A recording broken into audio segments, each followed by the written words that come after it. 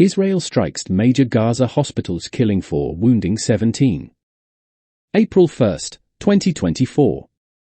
An Israeli airstrike on Al-Aqsa hospitals in Gaza killed 4 people and wounded another 17, World Health Organization, WHO, Chief Tedros Adhanom Ghebreyesus said in a post on X. Tedros called for an end of Israel's attacks on hospitals in the enclave and for the protection of patients, health personnel, and humanitarian missions. The strike on a tent camp inside the hospital compound was witnessed by a WHO team that was on a humanitarian mission. They are assessing the needs and collecting incubators for the north of Gaza, the WHO chief wrote, adding WHO staff are all accounted for. Thousands of people have been sheltering in the area after the fighting have forced them to flee their homes. The Israeli military has not commented on the incident. Israeli strikes pounded Gaza on Sunday as negotiations for a ceasefire in the conflict between Israel and Hamas were resuming in Cairo.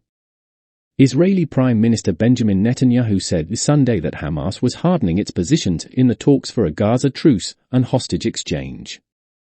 While Israel has shown flexibility on its positions in the negotiations, Hamas is hardening its positions, Netanyahu told a news conference. The 74-year-old Israeli Prime Minister was scheduled to undergo hernia surgery Sunday evening. Signaling his condition was not serious, Netanyahu said he will be back on duty soon. I assure you that I will get through this treatment successfully and return to action very quickly, Netanyahu told reporters at the conference. His office announced he would hold a news conference before the procedure. His surgery comes at a time while Israel is waging a war against Hamas in Gaza and less than a year after he was fitted with a pacemaker.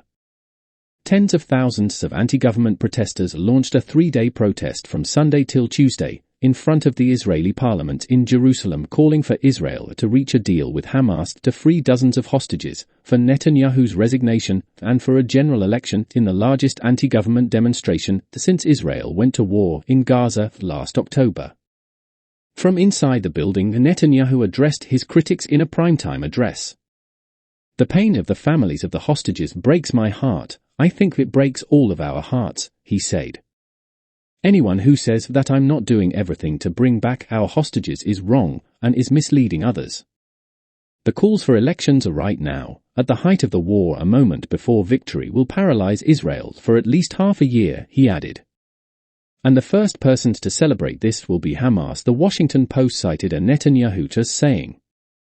Netanyahu's popularity, already dented over a domestic judicial crisis in Israel, has plummeted further since October 7, with successive opinion polls showing a little faith in his leadership and a defeat by more centrist rivals if an election were to be held.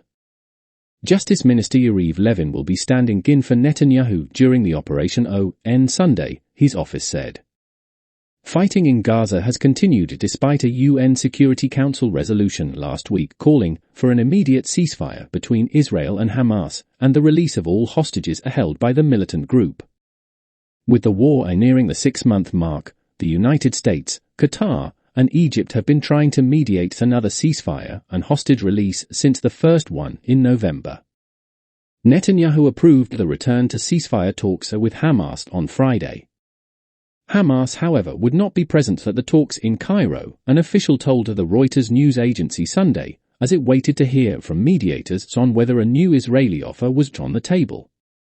Hamas has previously proposed a gradual ceasefire process during which it would release all the remaining hostages in exchange for an end to the war and full Israeli withdrawal from Gaza, the opening of its borders for aid and reconstruction, and the release of hundreds of Palestinian prisoners, including top militants serving life sentence.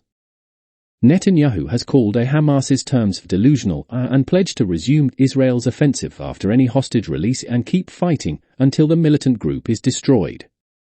So far, Israel's retaliatory campaign to destroy Hamas has killed more than 32,000 people, mostly women and children, and injured upward of 70,000, according to the Hamas-run health ministry in Gaza. Israel claims 1/3 of those killed are militants. Large parts of the enclave have been reduced to rubble, and most of Gaza's population is sheltering in Gaza's southern border city of Rafah.